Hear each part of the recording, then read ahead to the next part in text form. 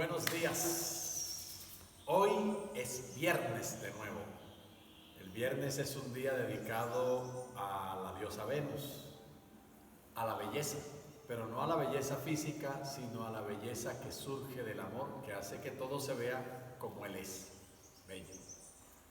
Bueno, ¿y por qué no ser dedicado a viernes el amigo de Robinson Crusoe? ¿Sí lo han leído? Fiel, leal, la representación de la amistad. Un perro que camina en dos patas. Me perdona que lo reduzca tan poquito a viernes, pero la verdad no. Lo estoy elevando a su máxima expresión. Hay personajes que acompañan a los personajes y que pasan de agache ahí tras bambalina, pero que tienen tanto o más significado y poder que el personaje. Bonito leer Robinson Crusoe, pero fijarse también en los otros personajes y sus personalidades, y podemos aprender mucho cuando de verdad leemos. Hoy es viernes, bienvenidos a la clase de Chikung, bienvenidos a una experiencia más que nos acerca a la salud, que nos acerca a la felicidad, a la trascendencia, a la elevación de la conciencia. Vamos a saludar clase a nuestros amigos que se unen en este momento por el internet y ya comenzaremos nuestra clase y les diremos de qué se trata el día de hoy. Chin, en unión con todos los maestros del pasado, del presente y de siempre, damos inicio a la clase de Chikung en la mañana de hoy. En unión con ellos, saludamos. Bien. Muy bien. Entonces, una breve calistenia y enseguida les digo de qué se trata. Posición de Uchi con la cabeza diciendo que sí. Un sí de viernes, vamos. Un sí bello, un sí dedicado a la belleza que da la salud, a la belleza que otorga la felicidad. Y con la cabeza diciendo que no. Ningún otro día nos importa, ni los de antes ni los que siguen, hoy. Así que no, estamos en viernes. Oye, y mañana sábado, que no. Laterales. Laterales con la cabeza, queriéndonos tocar los hombros con las orejas. ¡Qué delicia! Activando la circulación cerebral, mejorando la oxigenación, círculos con la cabeza hacia la izquierda, así somos más receptivos, aprendemos más rápido. ¿Saben que esta calistenia la debería hacer todo muchacho antes de sentarse a estudiar? Por lo menos con la cabeza, al otro lado. Así tiene el cerebro más oxigenado, comprende mejor, aprende más rápido, retiene más información. ¿No me creen? Prueben. Hombros arriba, vamos a tocarnos las orejas. Eso, a mí que me importa. Dándome el permiso de equivocarme. Hombros adelante y atrás. No es volverme un adicto al error y al mismo error siempre. Lo que quiero es mostrar mi enorme compromiso con aprender y mejorar todos los días. Y como quiero ser mejor, por eso me expongo al error. Hombros hacia atrás, hacemos círculos con los hombros. Eso. Cada nueva experiencia, por fantástica que sea, deshazte de ella. Si buscas repetir la misma experiencia porque fue muy bueno, hasta ahí llegaste. Ya no evolucionas más. Ahora hacia adelante. Y deshazte de empezar a desear experiencias más místicas, más asombrosas. Eso no es lo que nos transforma. Vamos a batir los brazos hacia adelante ahora, bien arriba, encontrándose las palmas en lo más alto por encima de la cabeza. Al máximo. Y ahora hacia atrás. Bien atrás y bien arriba.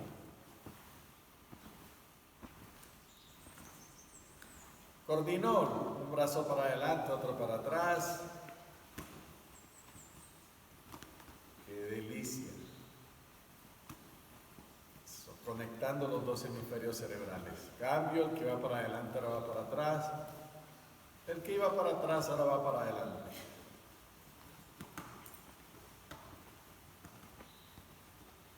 Una palma frente a la otra, frente al chakra corazón, rotamos el tronco bien atrás, queriéndonos mirar la espalda, bien atrás. Mantengan las rodillas fijas, que trabaje la cintura, el tronco. Laterales con la cintura, deslizando la mano por la costura del pantalón, bien abajo. Lado a lado.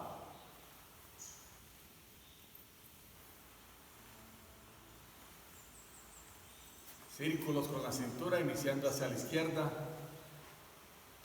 Bien amplios los círculos. Que la cadera afloje. Vamos a abandonar la rigidez. La rigidez del cuerpo es reflejo de la rigidez mental. Cuando somos rígidos, inflexibles, controladores, lógico-matemáticos, cuadriculados, pendejos, todo el cuerpo se pone tieso, las arterias se ponen rígidas, las articulaciones rígidas, los músculos rígidos, todo. Al otro lado ahora, para la derecha. Y nuestra vida también, completa. No hay armonía, no hay ondulaciones, no hay flexibilidad.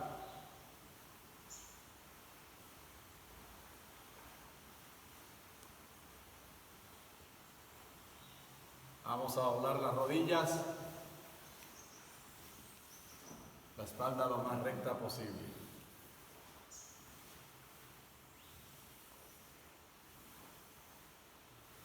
Bien abajo. Puntas de pies, talones, puntas de pies, talones, puntas de pies, talones, puntas de pies, talones, puntas de pies, talones, puntas de pies, talones. Muy bien, se mueven un poco, descansan. Mientras descansan y se mueven, muévanse a buscar papel y lápiz. O pongan ahí la grabadora de voz. Porque hoy vamos a ponerle seriedad a esto. Ya están alcanzando 2 meses continuos de práctica de Qigong con la Escuela Yelva vía online. Están a punto de pasar su periodo de prueba a ver si quedan fijos en la clase. Van a completar 2 meses. Y vamos a ponerle un poco más de sal y pimienta a esto, de condimento, un poco más de compromiso, de seriedad. No es porque no tengan nada más que hacer, ay, porque la Escuela Yelva está de moda, nada, no es por eso. Es un compromiso con nuestros propios principios que elegimos para vivir, la salud, la felicidad, la libertad, etc. Entonces hoy vamos a hablar profundamente de la alimentación. Vamos a sustentar por qué debemos cambiar la forma de comer. Mire, es posible que ustedes no hagan ningún cambio, pero yo no los dejaré dormir. Yo los perseguiré día y noche, me meteré en su cabeza y no los dejaré vivir tranquilos hasta que no cambien. Yo me convertiré en la conciencia de cada uno mientras elevan la propia. Así que, papel y lápiz, vamos a sentarnos porque hoy vamos a hablar de alimentación.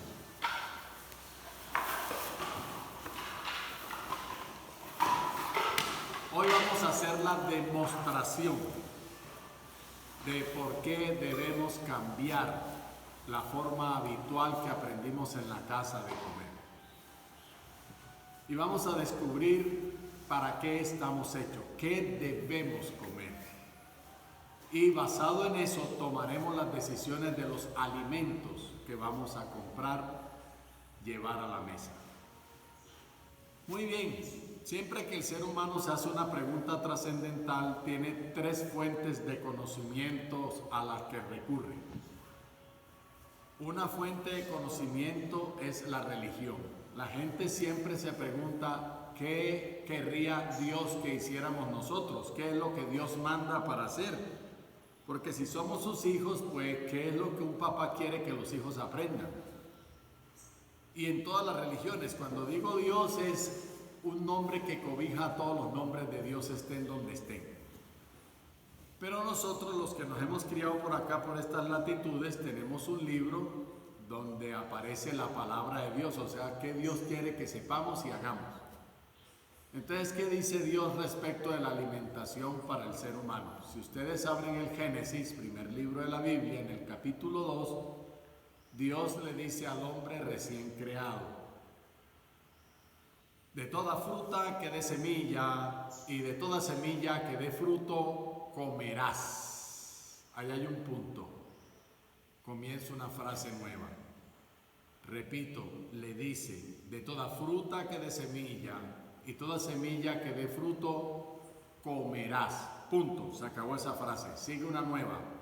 Y sobre los animales de la tierra, los peces de las aguas y las aves del cielo gobernarás. No dice que se los coma.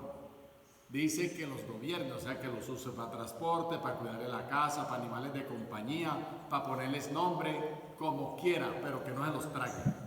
O sea, Dios hace al hombre frugívoro, le dice que debe alimentarse de frutas.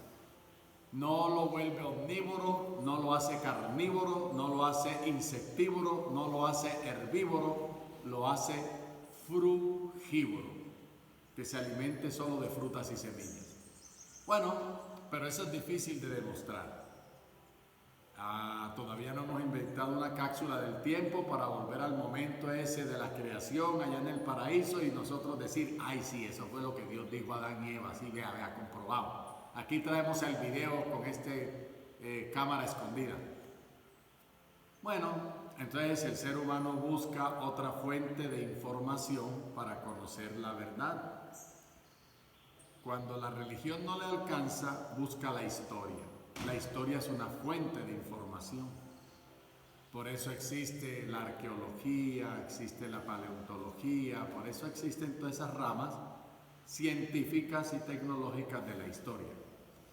Entonces revisemos la historia. ¿Qué dice la historia de nuestra alimentación?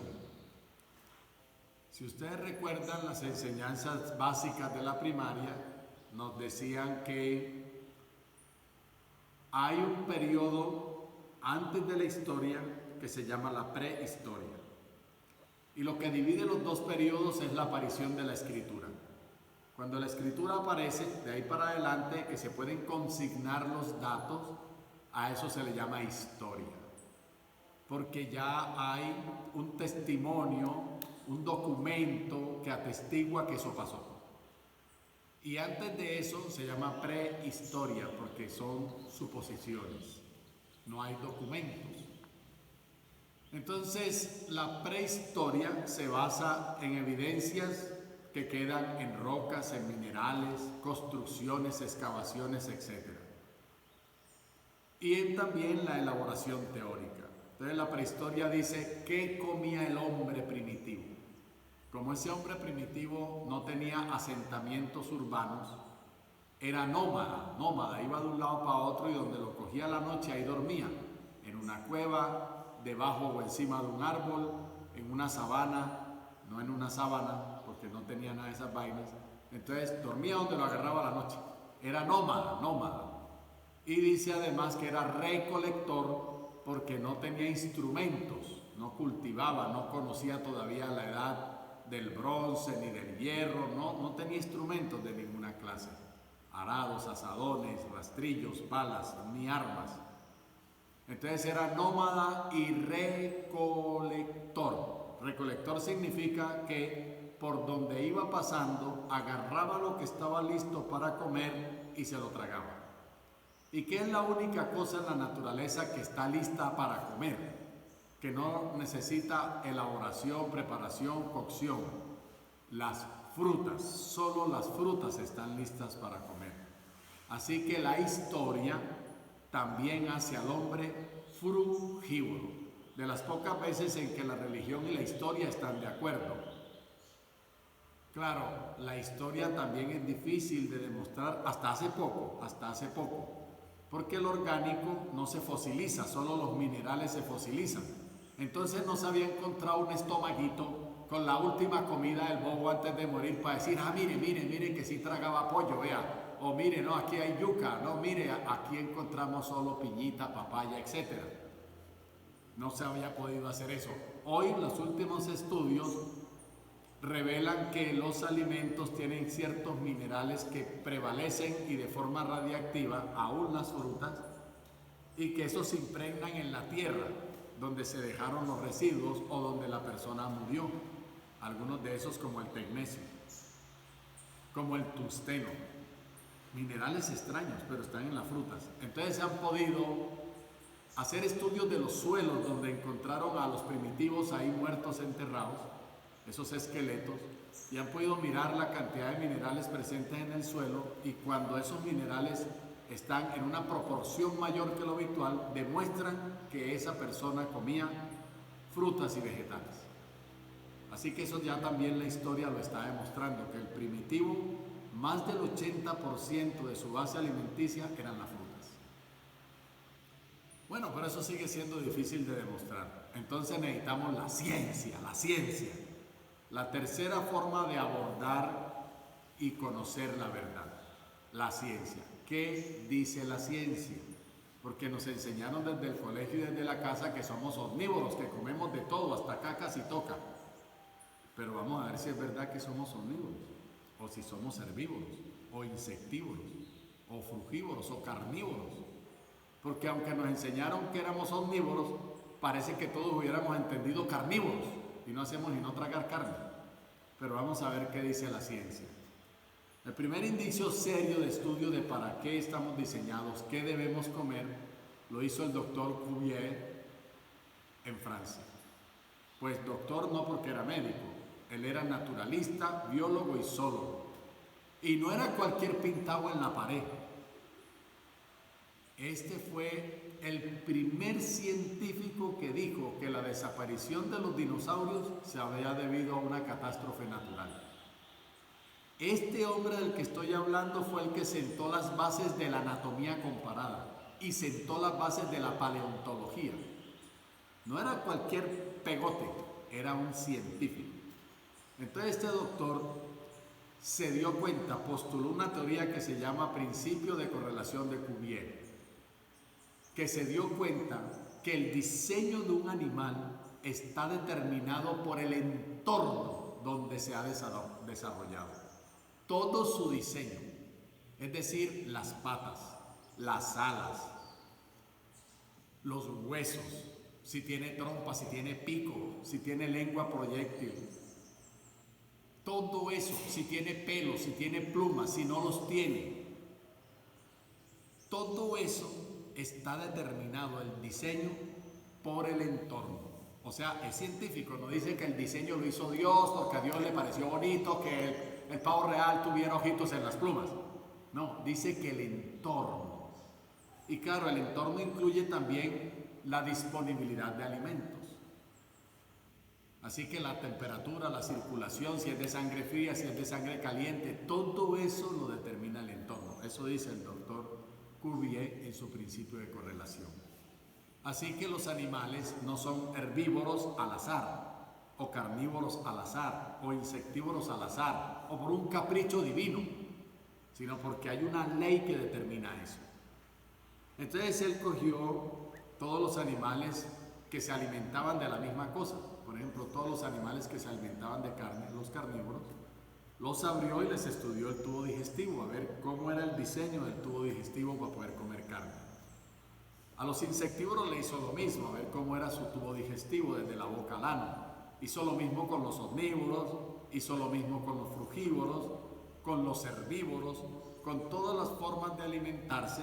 Cogió a los animales que representaban esos estilos de comida, los abrió y les estudió el tubo digestivo. Y se dio cuenta que todos los que comían carne, no importa si eran grandes carnívoros, pequeños carnívoros, ni en qué región vivían, tenían el tubo digestivo idéntico.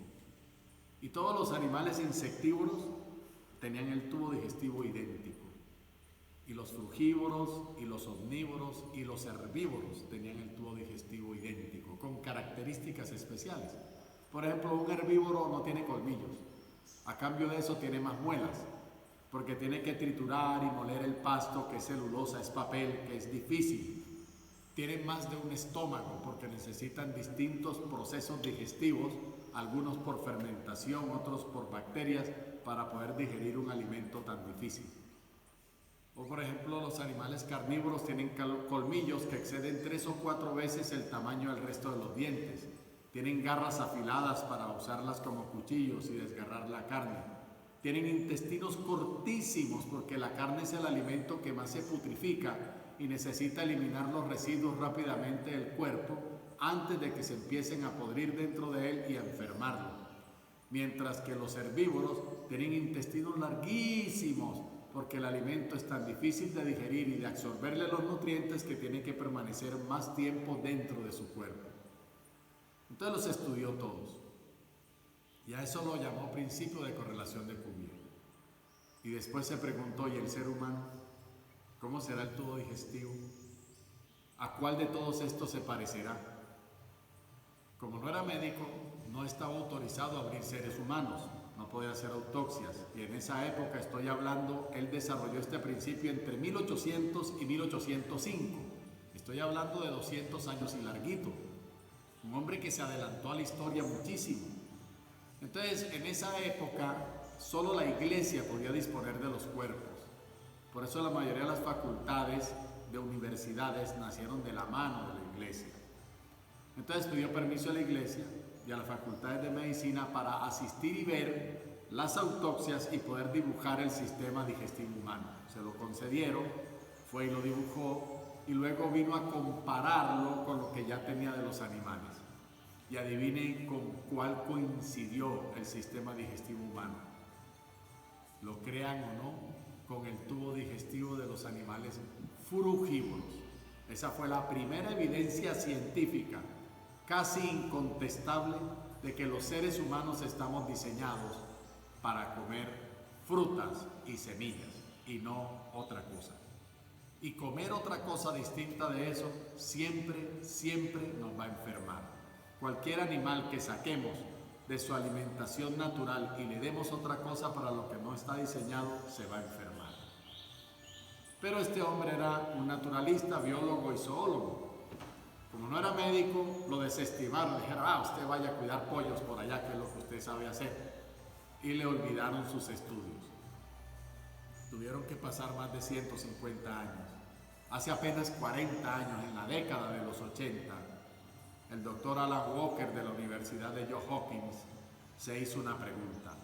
Bueno, si estamos comiendo como los doctores mandan, los nutriólogos mandan, los fisiólogos mandan, y que eso nos debe dar salud, ¿por qué las enfermedades que dependen de lo que comemos están aumentando? ¿Por qué cada vez hay más diabéticos, más hipertensos, colesterol más alto, triglicéridos más alto, ácido úrico más alto, el colon enfermo en mayor cantidad? ¿Por qué si estamos comiendo lo correcto, entre comillas, nos estamos enfermando cada vez más con lo que comemos? Aquí hay algo loco, algo inexplicable. Entonces el doctor Alan Walker empezó de nuevo a hacer estudios de qué debemos comer para ser realmente sanos. Lo primero que hace un científico es ver qué se ha dicho antes. El método científico comienza por la observación, por recoger información. Y en esa búsqueda tropezó con los estudios de Cuvier. Y entonces le pareció interesante y los replicó. Y a partir de ahí empezó a verificar esa información más la nueva. Había nuevos elementos. Por ejemplo, en la época de Cuvier no había microscopios. Pero ahora el doctor Alan Walker sí tenía todo eso. Y tenía muchos otros aparatos tecnológicos en los que podía profundizar el estudio. Así que, repitiendo la correlación, el doctor Alan Walker descubrió otra cosa interesante que Cuvier no podía haber descubierto porque no tenía los elementos en esa época.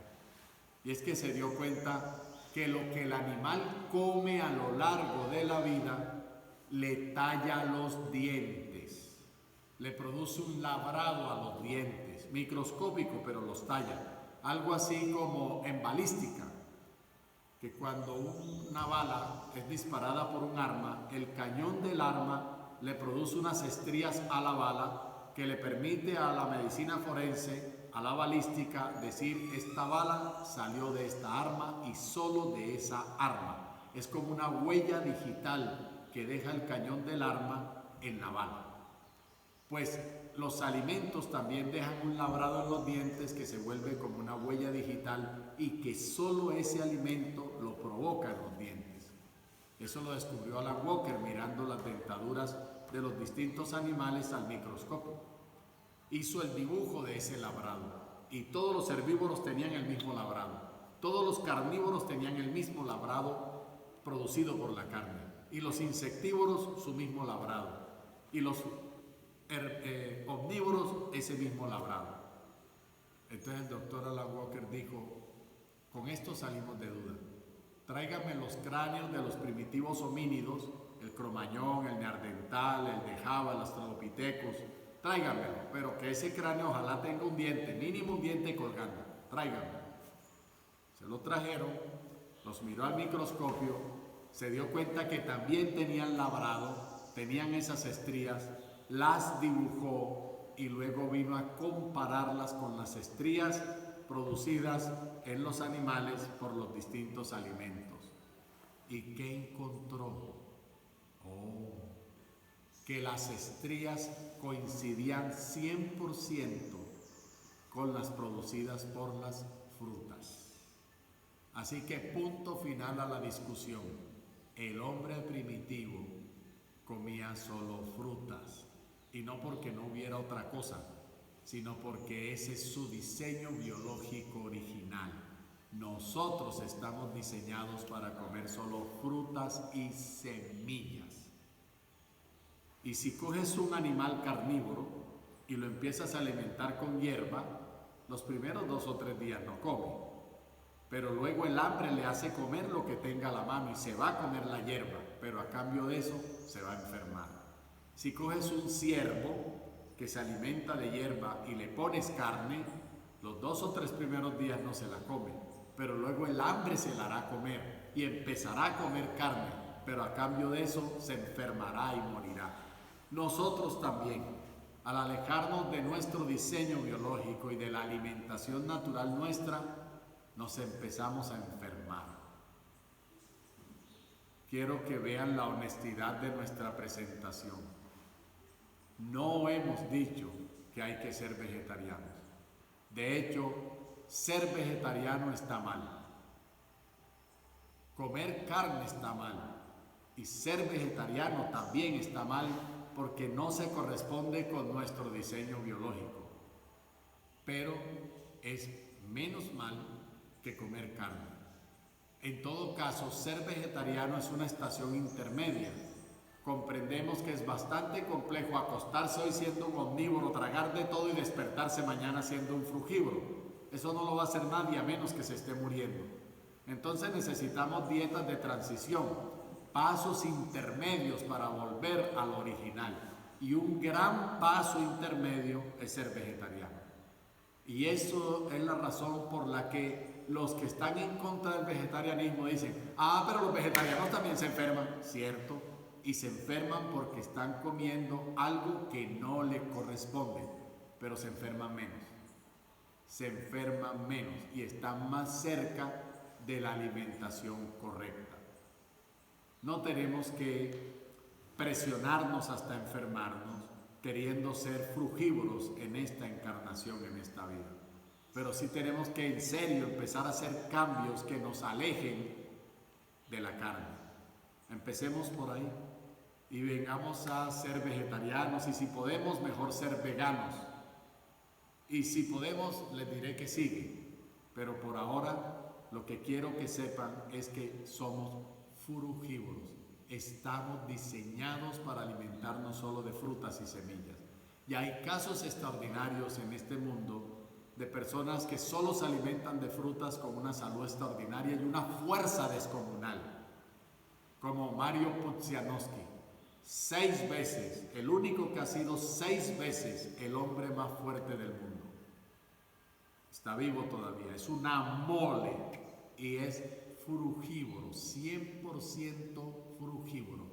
Lo pueden buscar en ESPN, en Nat Geo, le han hecho especiales por eso. Y así como él hay muchos otros. Si me preguntan, yo no soy frugívoro todavía. Estoy en el camino hacia allá. Estoy en esa estación intermedia de ser vegetariano, pero mucho, mucho mejor que el vegetariano clásico. Por ejemplo, no uso azúcar de ninguna clase, no uso sal de ninguna clase. Esos son elementos adicionales a la dieta del vegetariano, mucho más avanzadas que el simple vegetarianismo. Así que hoy quiero que sepan, cada vez que se lleven un bocado a la boca de lo que sea que estén comiendo, así sea frijoles, eso está mal. Y que esta información nos persiga día y noche. Que les moleste al punto de llevarlos a cambiar, pero nunca al punto de que dejen de ser nuestros amigos de la Escuela Yelva.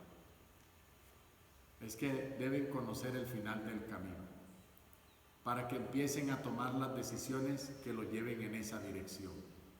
Si en lo que les falta de vida solo pueden ser vegetarianos, eso es fantástico. La siguiente generación comenzará un paso más adelante. La siguiente generación estará más cerca y también más sana.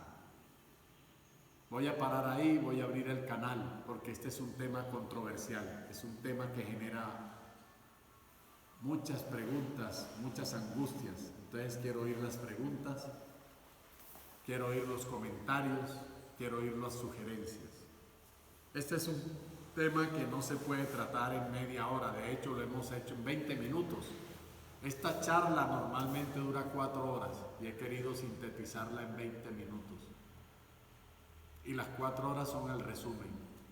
Nuestros estudiantes duran 6 meses estudiando la alimentación correcta. 6 meses estudiando la alimentación correcta. Pero aquí les he presentado un resumen para que los motive a preguntarse, a investigar más. No tienen que creerme, pero deben recordar mis palabras. ¿Dudas, preguntas? Todavía no, creo que están pensando. Claro, buscando una manzana, buscando una papaya, buscando un mango, buscando una granadilla. ¡Ah, qué maravilla! Colombia, que es un país tropical, tiene más de 100 variedades de frutas, así que aquí no tenemos problemas. Aquí debió quedar el paraíso tal vez, por lo menos en Bochalema. Sí.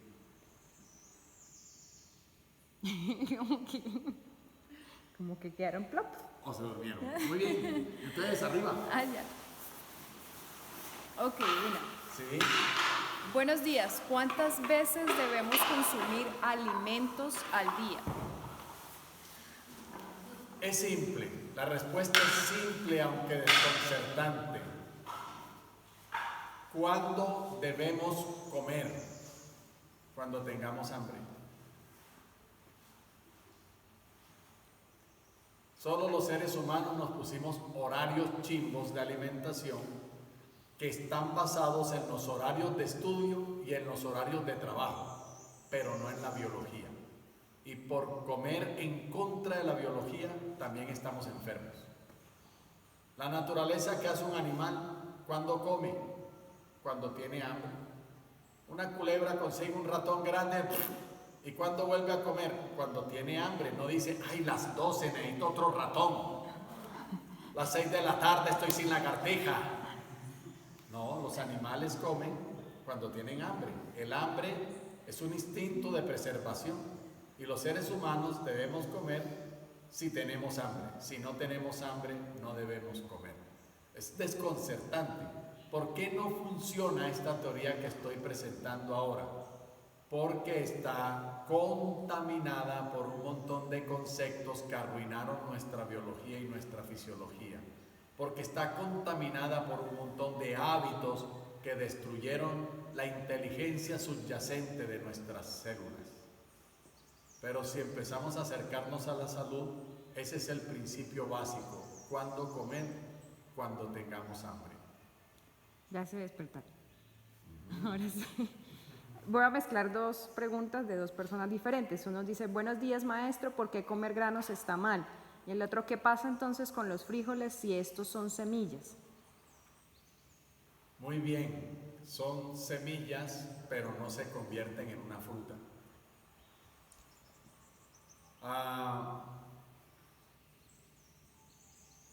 ¿Por qué está mal comer maíz, frijoles, lentejas, garbanzos? Porque están en contra de nuestra biología, simplemente. ¿Por qué está mal tomar licor? Porque está en contra de nuestra biología. Nosotros no usamos el alcohol para ninguna función metabólica. Así de simple. Lo que esté en contra de la biología hay que pagar por ello. Siempre, siempre que hagamos algo en contra de la biología, tendremos que pagar un precio por eso. Vamos a un ejemplo sencillo. La biología hace que las mujeres ovulen todos los meses, una vez al mes. Ahora actuemos en contra de la biología, démosles anticonceptivos, anovulatorios, impidamos que ovule todos los meses, una vez al mes. Lo logramos porque por eso existen los métodos anticonceptivos, lo logramos. Pero si ustedes ven las etiquetas de todos esos medicamentos, dice puede producir varices, obesidad, inflamaciones crónicas del hígado, puede aumentar el riesgo de infartos y de trombosis, alteración de la coagulación de la sangre, manchas en la piel, porque hay que pagar un precio siempre que vamos en contra de la biología. Una más. ¿En qué momento el hombre empezó a cazar y por qué se dice que esto influye en el desarrollo cerebral?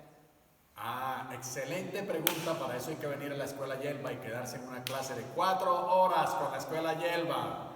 O esperar a que a mí me dé la gana de contar otro poquito de estas cosas, que será por ahí cada mes o mes y medio, porque hay muchos temas para abordar. No todo lo que está escrito y porque lo diga alguien famoso es verdad. Necesitan desarrollar discernimiento. Cuidado con ser crédulos o simplemente adherirse a teorías que respaldan lo que a ustedes les gusta en vez de lo que es conveniente. Usted necesita madurez mental para no caer en esa trampa. La última y nos vamos.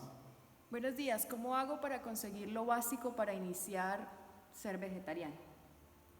Simplemente sigue consiguiendo de todo y no lleves carne para la casa. Ya. No se enrede en la vida. No compre carne animal y ahí lo demás, aprender a cocinar, hacer un curso.